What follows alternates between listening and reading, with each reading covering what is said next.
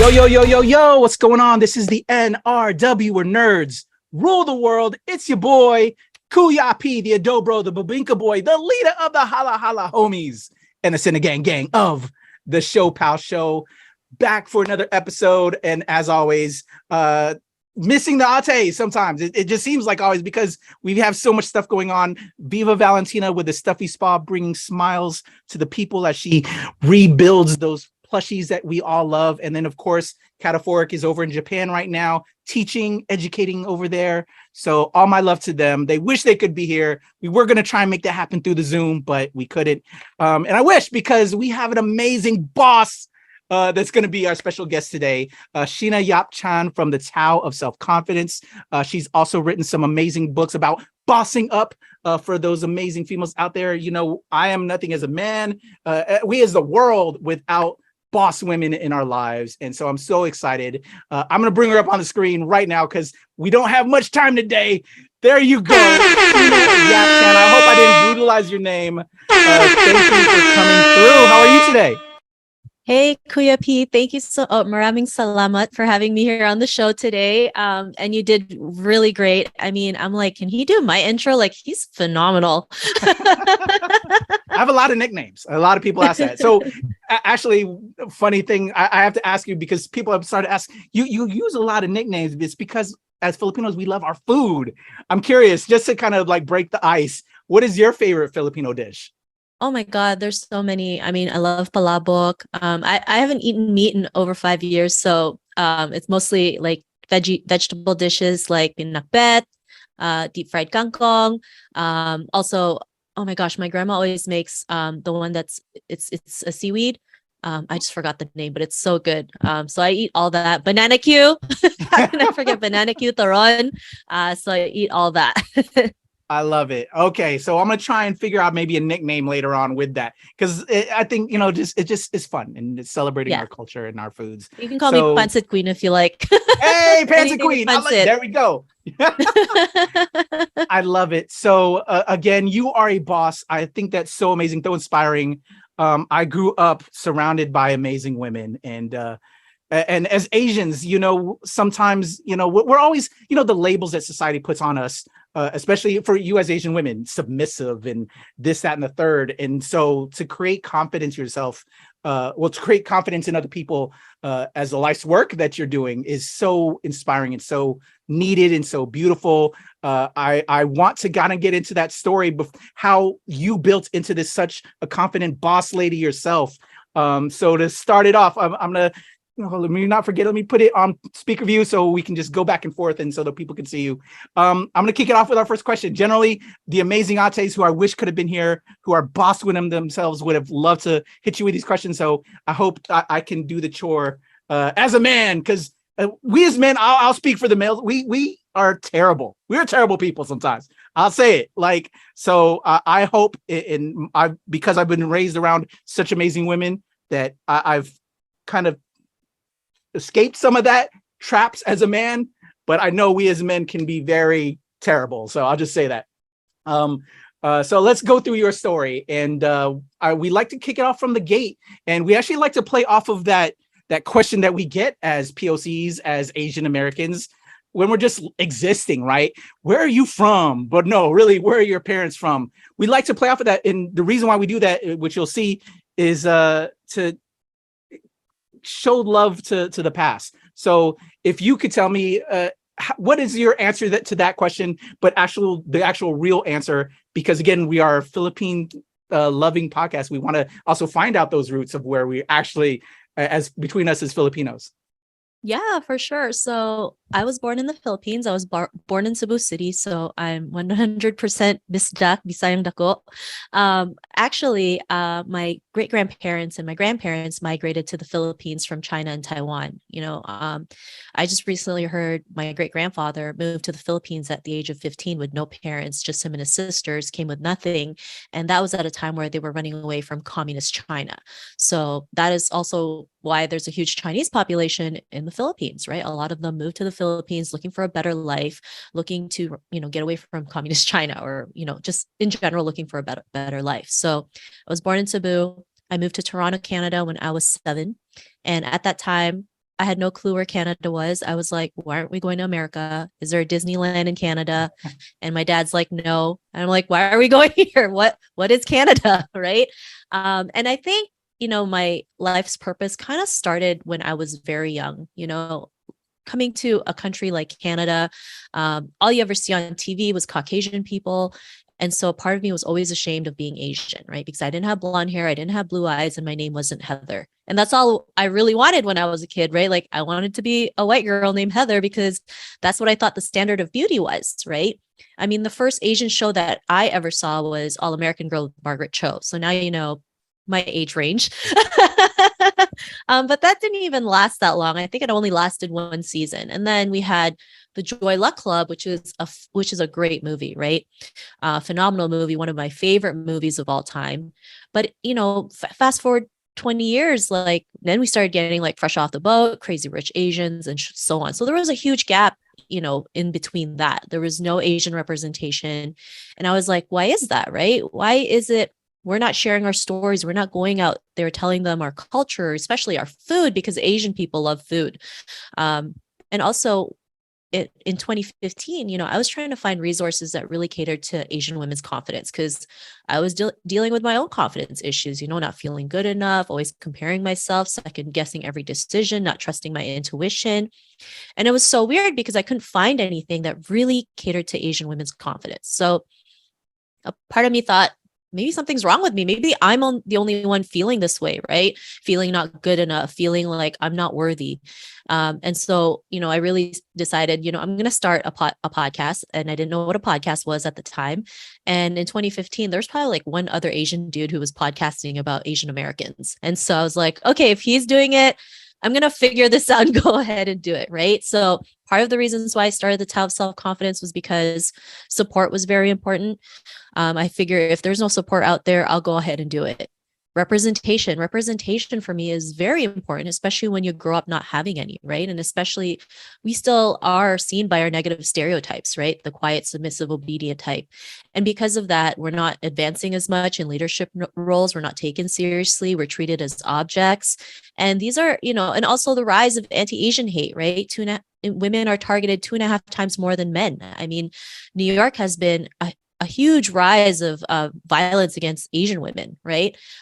Just last weekend, there was a woman who decided to go up to 4 Asian women and decide to, pepper spray them and tell them to go back to their home country.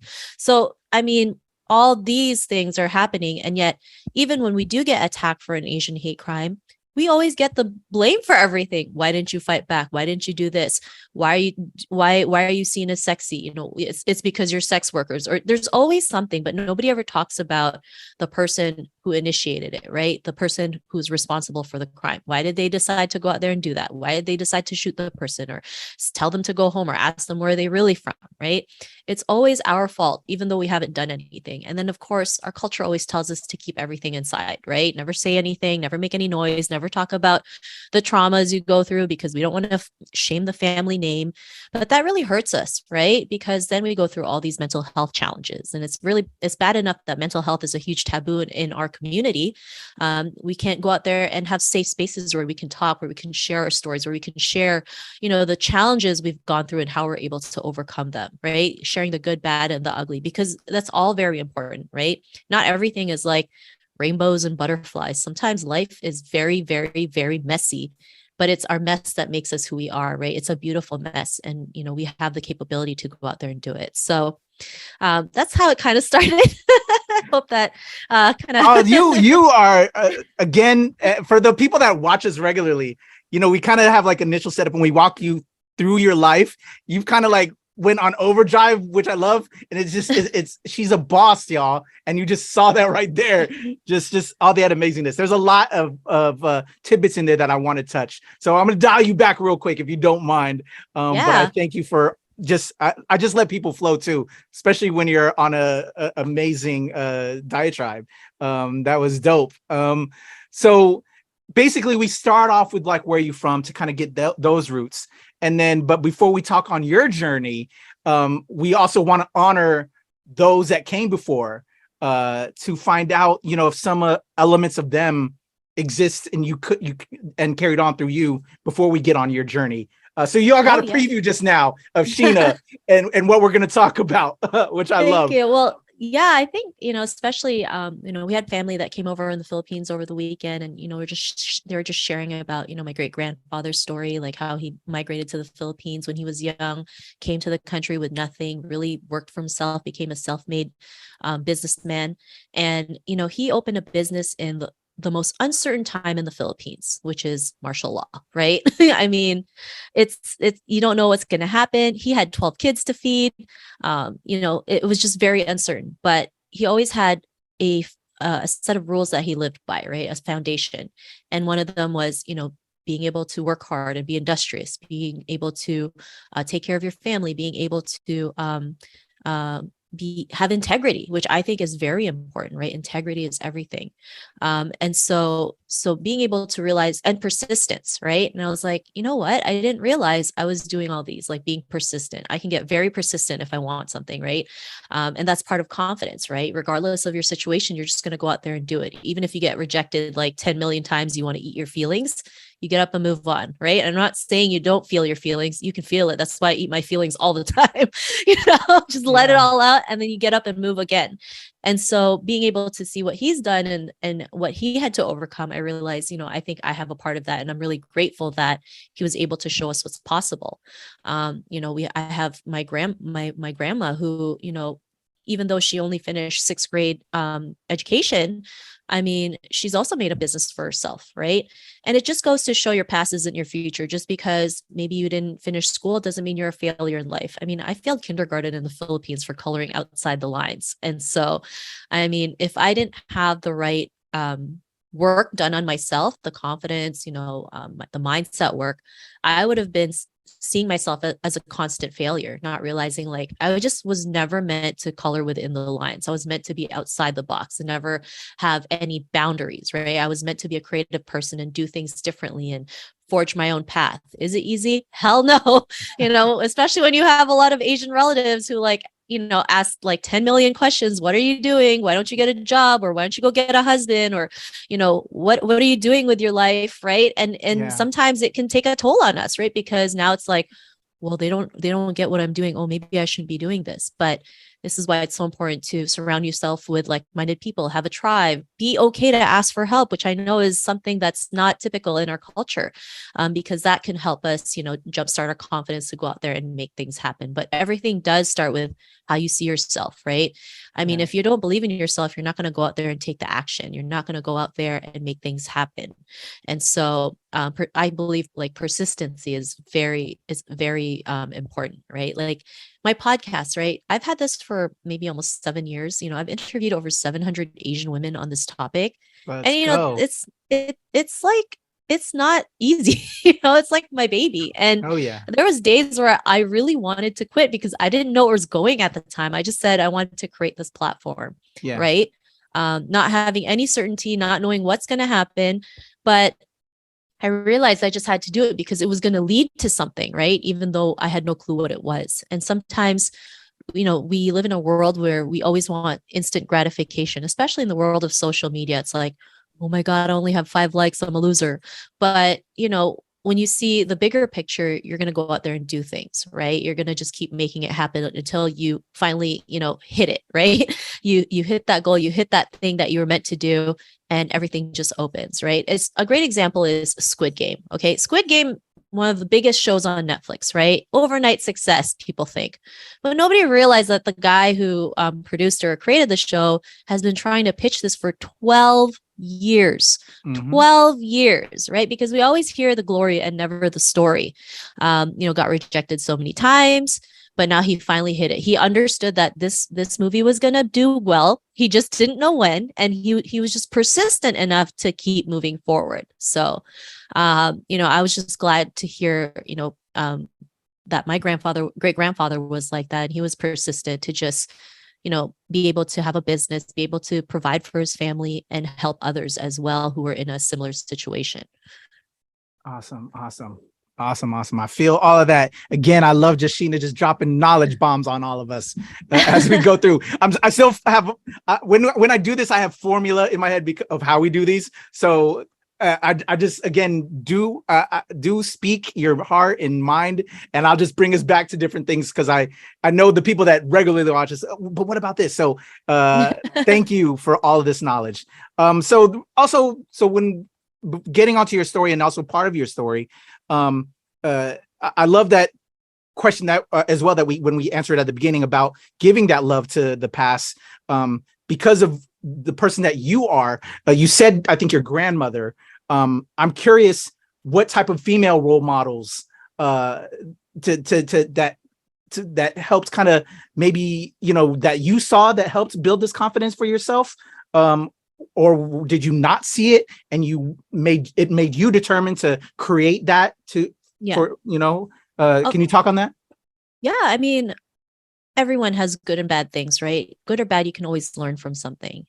I realize as women, we are capable to always figure things out along the way. And the greatest example of that is my mother. When we migrated to Canada, my mother didn't know how to cook, right? We had help in the Philippines that cooked for us and did things for us.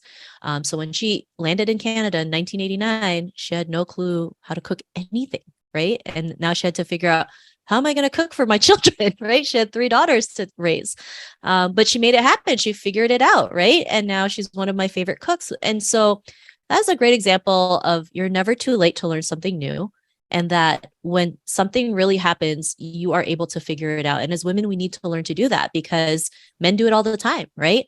Men have there's a huge confidence gap between men and women because as women, we always feel like it's never enough. Even though we're 110% ready, there's still something holding us back. And it's how we perceive ourselves. Whereas men, they might be 20% ready and they're still going to go ahead and do it. And they don't care if they get rejected or not. The fact is they made it happen. And half the time they don't even know what they're doing. No offense, but none taken. But being able to just figure things out along the way has helped me just even move forward in so many ways that I never thought was possible. Like there's some times where I'm like in this situation and I'm like, oh my God, what am I going to do? And at that moment, I'll just figure it out and see how it works.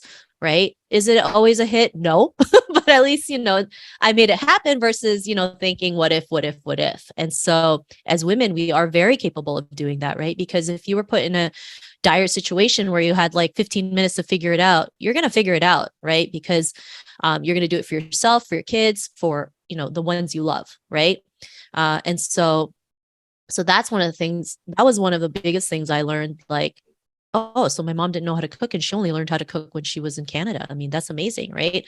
Most people, if they're in their 30s and their 40s, they'll be like, oh, my life is over. I can't do anything anymore. Meanwhile, you hear stories where an 80-year-old just graduated college. So, being able to say age is really nothing but a number, right? Because there's so much proof out there where people started their careers in their 40s or their 50s or learned a new skill later in life and mastered it, right? It's just having the confidence and knowing that you are able to do it. Same thing with my grandma, right? Even though she only had 6th grade education, she made things work regardless of the circumstances, right? And so as Asian women, like we are very capable. And I know sometimes our relatives, never want to share all the hardships they went through because they don't want us to go through those same hardships. But sometimes we need to learn where they came from. We need to know the sacrifices they made so we can appreciate them more and realize life isn't always easy. Life isn't always a walk in the park. Life has challenges, right? Sometimes they're good, sometimes they're bad, sometimes you'll fail. And that's okay, right? Because it's all a part of life. It's like a roller coaster. It's never like a straight line. Not every day is not always going to be a good day, right? I mean, the pandemic was a great example of like what is going on, right? The biggest uncertainty in life. Like I personally thought it was the end of the world. I was just going to watch K-drama all day and like Tagalog movies on Netflix. So if only, yeah.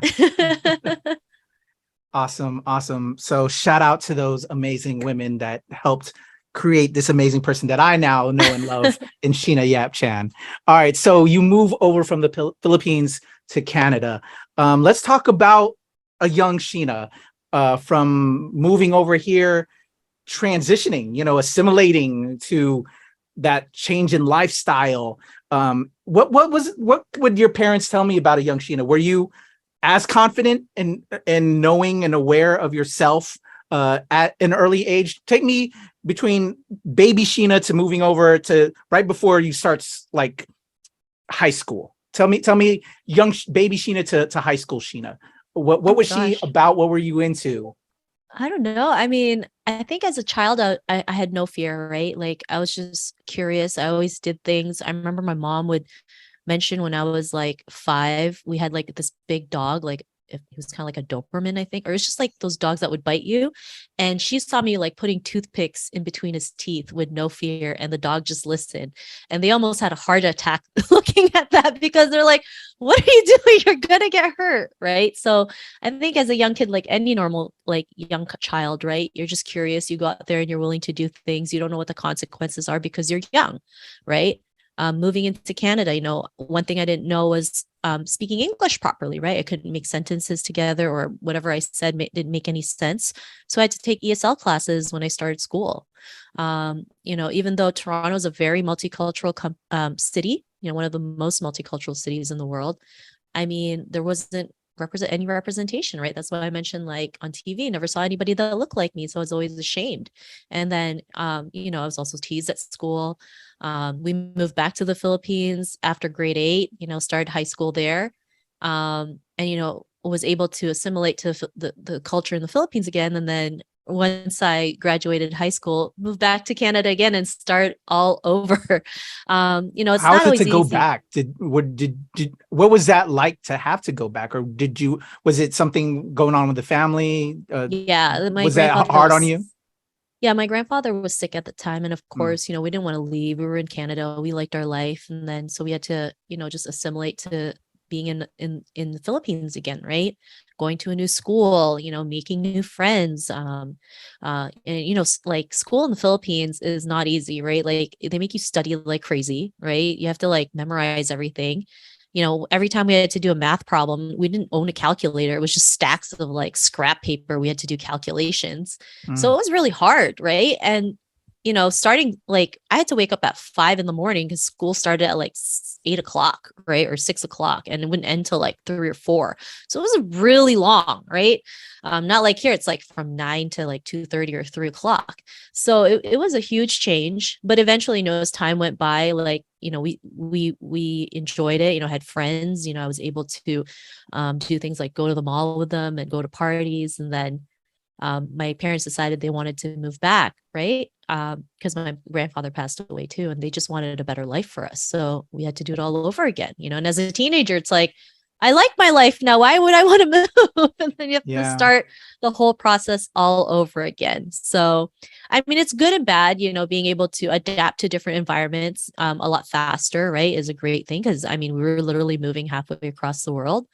But yeah, like it was, there was times that it was tough. Like, we would tell our parents, we don't want to be here. We want to go back. Right. And they're like, too bad, you're staying. So how would you say, if anybody's in similar situations, how did you stay strong or centered with all of that? Everything takes time, right? Yeah. Of course, the first couple of weeks, the first month, it sucks. It's going to suck, right? Yeah. You're like, this sucks. I just want to move back. But the more you just keep, like going to school every day, right? You see the same people, then you start a conversation, and then eventually become friends. And then, now they're your friends for over 20 years, right? It just take it step by step, right? Just like those small daily steps is what yields the results that we have, right?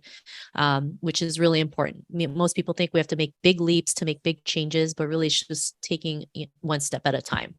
Definitely agree. All right. So also during this time period, and then I'm now going to take us into high school before we graduate to university or whichever, if you did do that.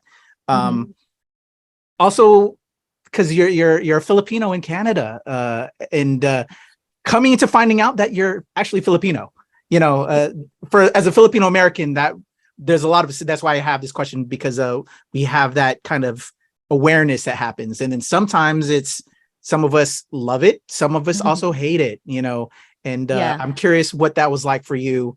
And as you said, you experienced a little bit of racism, getting bullied and here and there when you were in Canada. What was that like for you, and finding out that you're Filipino? Yeah, I mean, in school, I was like teased and stuff, but I don't know if it was to the extent of bullying here is not what I remember. But we have gone through like parts of racism, right? Like, I remember one time, because we would drive to Buffalo a lot. It was like a 2-hour drive from Toronto. And one of the things I really wanted to do was go to IHOP, because I always saw it on TV and I was like, I want to go to IHOP. I want to have pancakes at IHOP. And so we finally went to an IHOP in Buffalo, right? And it was probably one of the worst experiences I've ever had. And to be honest, I will never go to an IHOP again because of that. Because the woman serving us was a white lady, and she gave us the worst service ever, right? Like, we got there first, and then like other customers came after us, but they got served before us. Things took long. And I think it's because we were Asian, right? Like we were literally the only Asian people in that IHOP. And I remember when we were leaving, the hostess asked my mom, "Oh, how was your service? Did you guys enjoy it?" And my mom's like, "No, I didn't enjoy it. Oh, let's go, Mom. Tell it. Yeah. And she was like, I think maybe it's because of the color of our skin that the waitress didn't serve us properly. And the hostess, couldn't say, like, she was just like shocked that my mom said that, right? Because they're probably not used to like someone who speaks up and tells them like, hey, that was not cool. And so, we went through that. And because of that, I will never step in an IHOP. Yeah, maybe I am traumatized, but I refuse to go to an IHOP. I see other people going, but I'll never go because of that one moment. Like, because I was so happy to go there. Finally, after watching all the TV commercials, I can finally go to IHOP. And then this is the service I got. This is the experience I got as a kid. Like, why would I want to go back there? Why would I spend money to a company that doesn't want my money because I'm Asian? So yeah. Yeah, I completely agree with that. Especially as I've gotten older, I'm tired of giving second chances sometimes, or third and fourth chances. I'll maybe give a second chance, but you wrong me again, then we have a problem. I'm sorry. Yeah.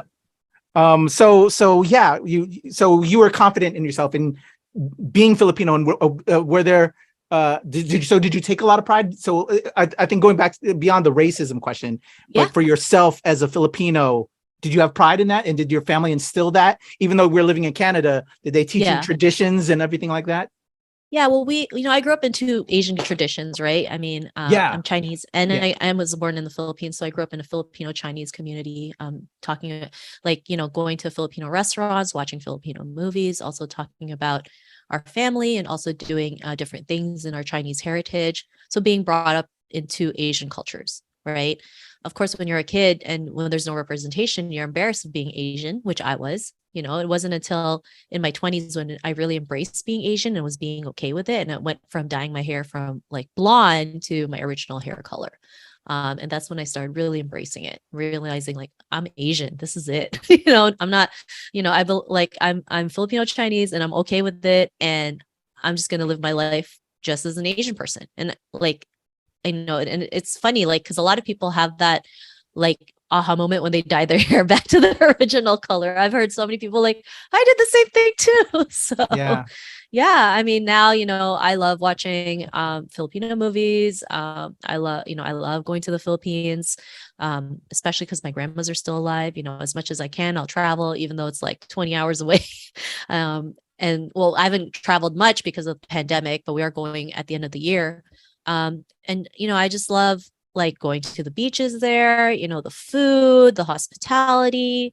It's just it's a great place, right? Like I remember going to Palawan like 5 or 6 years ago, and I was like, I didn't know this existed. Like, this place is beautiful, and this is part of the Philippines. Like, you see the limestone rocks and the very clear water. Even the airport, like, because I went to El Nido, and like, you have the staff like dancing and singing and welcoming you. Like, it's so like, it's just so great. I'll let you know, I've never been, and that's on my bucket list. You need to go to Palawan. It's beautiful. I've never been to the Philippines, period. And actually, I'm hoping with the ABS-CBN folks that I've had on that, we'll work that out, and, I'll go on their dime. But that's a goal. That's a bucket list goal. Definitely to visit the homeland. But so taking it back to your story, you loved yourself, but you did have some self-hate here and there. And let's get into... I don't know if loving myself was the thing. Not yet, all the way yet, right? Not yet. 20s. No, definitely not. In my 20s or in my teens, even in my early 30s or mid-30s, heck, even in my late 30s. Yeah.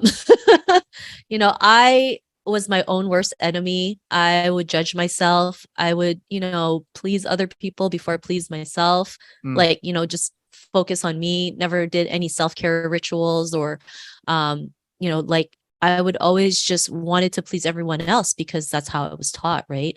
If I made a mistake, I would like be very hard on myself. I always, especially too when I failed kindergarten, I always just thought I was a constant failure. Like I had so many confidence issues, like not believing in myself, going through imposter syndrome, second guessing myself, not trusting my gut. And then the compare game, right? Like that is huge in Asian culture, right? Oh, your cousin is this. Keeping up with the Joneses type mentality. Yeah. So there was a lot. And it was really recent when I really just came into my own and realized, what, this is you. You're not perfect. You're going to make mistakes. You're going to have bad days. You're not going to love everything about yourself, but you will be working towards that. Being able to accept yourself fully, the good, bad, and ugly, and being able to focus on you. There's, self-care isn't selfish. And I wish they taught this in schools actually versus like, I get it. You have the regular curriculum like math, science and stuff, but in the real world, we need like self-development courses. We need to teach kids, how to persevere, how to build confidence, how to take care of themselves, how to take care of their mental well-being, right? The earlier we can teach them this, the easier it will be to go out in the real world and figure out this is life. Life is not, just a textbook and you write paper. Life is like you get rejected. Life is like there's no uncertainty. Life can suck. Like life can be great. Life is a roller coaster. Because I wish I knew that when I came out. I was like, oh my God, can I go back to school again? Yeah. So let's take it back to education real quick. So going into education, middle school, high school, and then I know you dipped back to the Philippines for like 8th grade, I think you said. So yeah, I came here in grade 3. After grade 8, I went back to the Philippines, went to second year of high school, graduated, came back here, had to go back 1 year, graduated high school again, and then just went to college. Gotcha. So what was the life aspirations in school prior to university? I had none, to be honest. I was just like, really? I don't know what to take. And I took like accounting because like I thought that was, as an Asian, like you're good with numbers.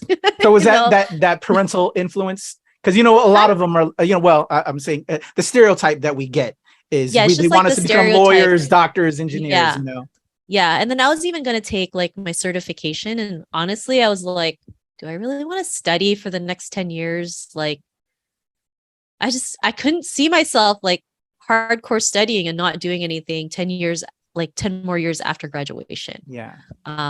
So then I just stopped. So you were a mixture of, for yourself personally, not knowing what you wanted to do. Yeah, I was just with the family pressure of we wanting you to do this with. Yeah, just graduating from college or something, right? Just something. So let's talk about going off to college then, because that's where I guess we find where we're supposed to find ourselves. Yeah. I don't know if I really found myself during college. I felt like I found myself very late in life. Okay. So what was that like? Did that help? Well, did it help give you a focused path afterwards? To a degree? I don't know. I think at that point, I just wanted to finish in something just to say I graduated in something. I just found the easiest thing I could finish. And I said, okay, this is it. I got my diploma and just kind of went looking for a job. Gotcha. And then I worked at that job for like 12 years. But, yeah. So then were you, I love it. I'm trying to figure out your story and learn you more, which I love. And you're giving me so many gems. So, because generally, like we're under our parents' wing, in high school. Then when we go off to university, we're kind of like by ourselves and we can kind of chart our own path, right? Yeah. So then after you graduated, did you go back home or did you go find a job? And what was it like to just, I still lived with your journey? I still lived with my parents. And then I just, had a full-time job. So I had a full-time job while I was going to college, because then I decided to take night classes and did online courses so I could do the full-time job. And then just kept on doing the full-time job because I was like, okay, well, this is the easy and safe way. And I'm set for life. I don't have to worry. Right. I have an office job. I can go 9 to 5, right? Monday to Friday. But I also know part of me was like, I don't know if I could do this until I was 60, right? Or until I retire. Like I would sit in my cubicle and I'd be like, is this really what I want? Like, were you happy? No, it wasn't. I mean, I liked my job. It wasn't a bad job. I liked talking to my clients, but I just knew it wasn't for me. Like I would just like sit there and be like, I can't see myself sitting in a cubicle until I was 60 or 65. I mean, I know it's not for everyone. If you love your job, that's great. Good for you, right? Like kudos to you, because not everyone loves their job. But, sometimes, you're meant for something more, but at the same time, you're also scared because, you've been told, get a job. That's what security is. It's stable. You have everything. Success is having all that. But like for me, that wasn't my definition of success, right? I knew there was always something more out there to do. And it's like, I worked hard too, right? Like I worked my ass off, and like, what, I get a 2% raise. Does that really make any sense? Where if you do something on your own, you could give yourself a 200% raise, and they either say yes or no. And if they say yes, you just gave yourself a 200% raise, right? Because now you realize, you earned it, you deserve it. You give them the work that they deserve based on, your value. And so it wasn't really until like 11 years ago, my aunt passed away from a horrific accident that made me realize, like, life is so short. We don't know what's going to happen. And, we could die at any given moment, And so that's when I really started just, figuring out what is it that I want to do in life, right? Of course, it didn't happen overnight. I mean, I was still scared. Yeah. But, slowly I was thinking, like, what can I do? Where can I go? What else is out there for me? Right. And so, kind of just started from there. Like at one point I just sold everything and decided to like travel. Right. Oh, wow. Yeah. Not having a backup plan, to be honest. Wow. So don't do what my I did, condolences on your aunt that passed. But let's talk about that journey, that kickstart. So that unfortunate loss, helped give you the drive. Tell me how you built yourself up and figured yourself to I think where you're at. I started reading a lot of self-help books. I dabbled in a lot of things that didn't pan out, but everything happens for a reason. Mm-hmm. At one point I was like, well, I want to live somewhere else. Like, Toronto in the winter is terrible. It snows. It sucks. It's like gets dark really fast. And so I was like, I want to live by the beach or something. Right. Yeah. And out of nowhere, like I saw Hawaii on the computer, and I was like, I want to live in Hawaii. I don't even know why I wanted to. I mean, of course, everyone would be like, it's Hawaii. Right. But like, it was something else for me. And I don't know, like I just decided, my mortgage was coming up. I was like, I'm not renewing it. I'm going to sell this. I don't want to be tied to anything at this moment.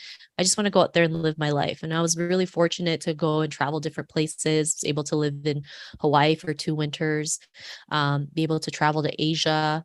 And, it was great that I was able to do that. And at one point I was like, I've actually done everything that I've possibly wanted to do. And at one point I just got stuck and realized, I don't really care to do anything else. Like I had no drive to do anything because I've already accomplished everything that I've ever wanted to do. And it's good and bad, right? So you hit another roadblock. Yeah. I was at a crossroads because it's like, well, what do I do now? Right. I mean, I don't need to do anything. I've done everything. Right. Yeah. And so, I had to work on myself again and realize, well, what do I do now? Do I do something for myself again or do something for others? Right. Like creating the podcast and, creating the books. And even that, like, even though I had a great podcast, has over 1 million downloads. I mean, I was still I was like the least confident person in the world, especially when you hear these women's stories. And I'm like, why are they even on the show? Like, why are they talking to me? Like, who am I? Right. And then, imposter syndrome comes in, right? Like, I feel like a fake, I'm not good enough. How, I had people who were celebrities from the Philippines be interviewed on it. And I was like, seriously, why are they talking to me? Like, I'm just a person, right? I have no like status, I'm just here doing the show. But we all go through that, right? Or like, totally. Oh my God, like they already made it in life. What am I doing? Like, why am I even doing this if they've already made it in life? I don't need to do this work because they're already doing the work for me. Yeah. But then again, like, that's only like a small percentage of women going out there doing amazing things. We still need more representation. We still need to show others what's possible. So, like I mentioned, right, even though I was doing this podcast, I had no clue where it was going. I just kept doing it. Right. Gosh. Which so eventually, amazing. Which eventually led to the books. Right. I mean, like this book has been amazing because first of all, I don't see this many Asian people on the front cover of a book. And we don't we don't hear our stories. We need to hear our stories. We need to hear the traumas we went through, the challenges we went through. I mean, we have one lady there who went through breast cancer and being sued by the FTC at the same time. And she talks about how she overcame that. I mean, if I was in her position, I wouldn't know what to do, to be honest. I would probably like hide in the corner or something, right? Because it's not one traumatic experience, it's two. Yeah. And then there's even another lady who shares her story about moving to the US from Vietnam. And, you know, at that time, it was like the Vietnam War, and the only way they could go to America was in a boat. Got stranded in the middle of the ocean for 7 days in this little boat and almost got kidnapped by Asian pirates. I was like, wow. I didn't even know Asian pirates were a thing, you know? Wow. And then they got saved by the Navy SEAL, and she was able to reunite with her family in the States. But I mean, and even just like mental health is such a huge factor in our lives, right? We all go through mental health challenges, myself included. The pandemic has really enhanced our mental health challenges. Not only the pandemic, but the racist attacks too, that can really take a toll on our mental health. So being able to talk about this and share all the things that's happening, this is why it's so important to call out these like injustices, right? Always blaming the victim, you know, humanizing the predator, or not enough coverage. It gets crazy. Or, you know, you go on TV and they're like, well, we're going to talk about the things that's happening to our Asian community, and then you see the panel and they're all like white guys. It's like, what do they know about what do they know about how we feel? Like, why not put an Asian person, right? And I can go on for days, but like, you know, this whole thing about diversity and inclusion and feeling like belonging, right?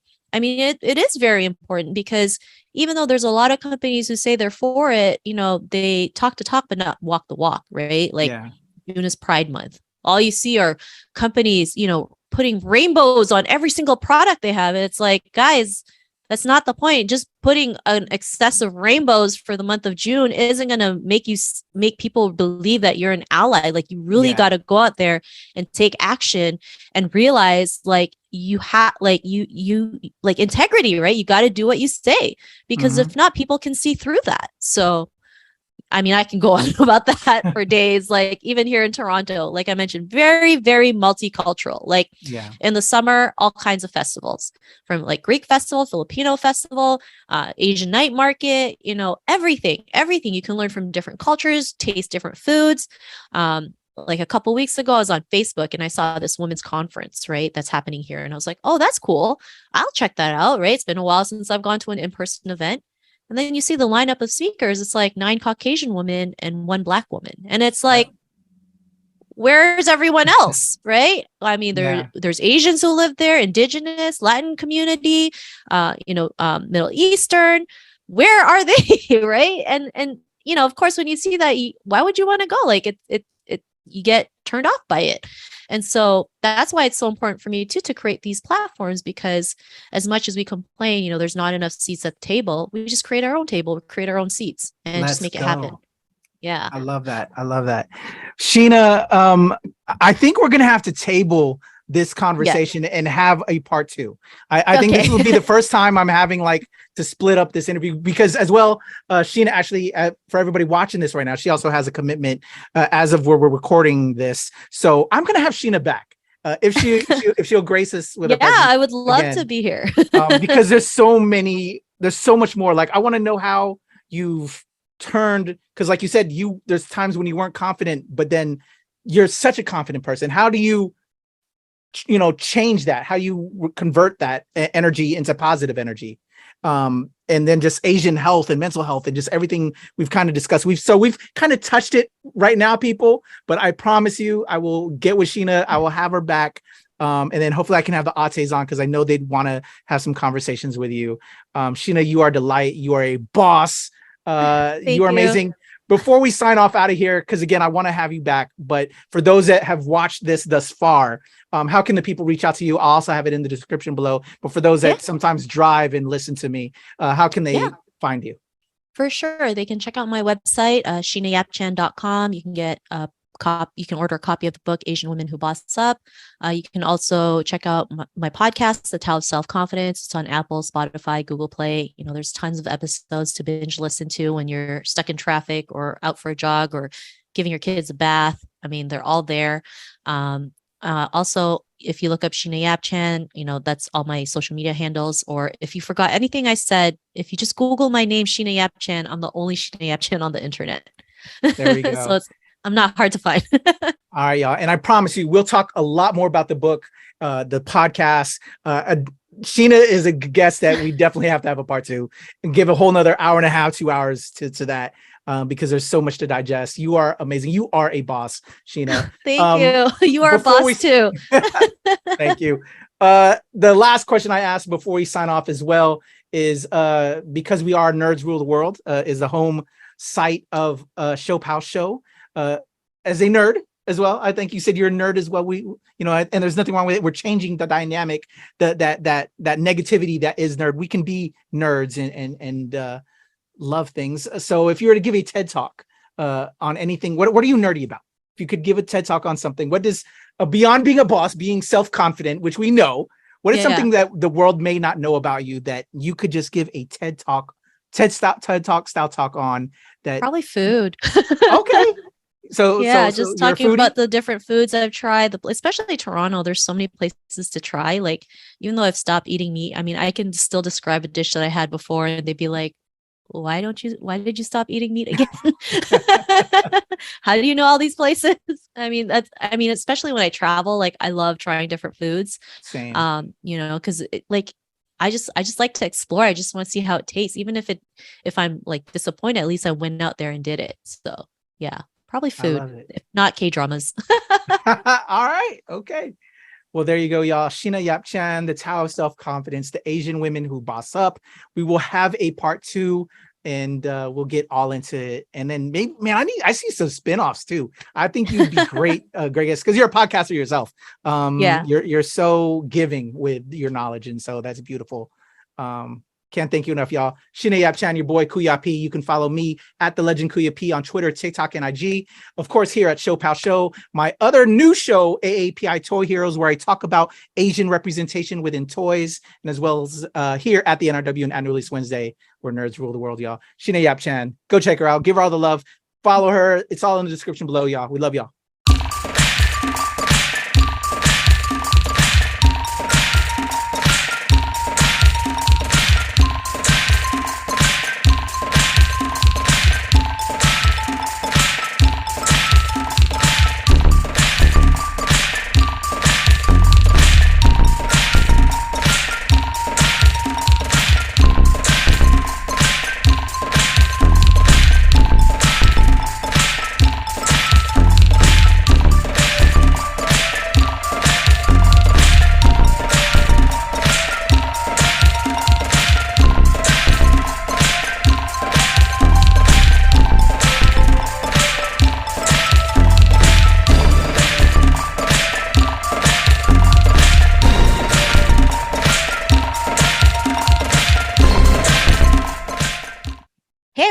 This is Sheena Yap Chan, and I'm super excited to be a guest on the ShoPowSho with Kuya P. I'll be sharing my story, my journey, tips on building self-confidence, the need for representation, and, just really excited to be on the show. So you better check it out when it drops. So what does being Filipino mean to me? I mean, it can mean so many things. I mean, I was born in Cebu. I speak fluent Bisaya, and I'm super proud of that, right? Being able to go home and speak with the locals, especially when they see me, they're like, you don't look Filipino.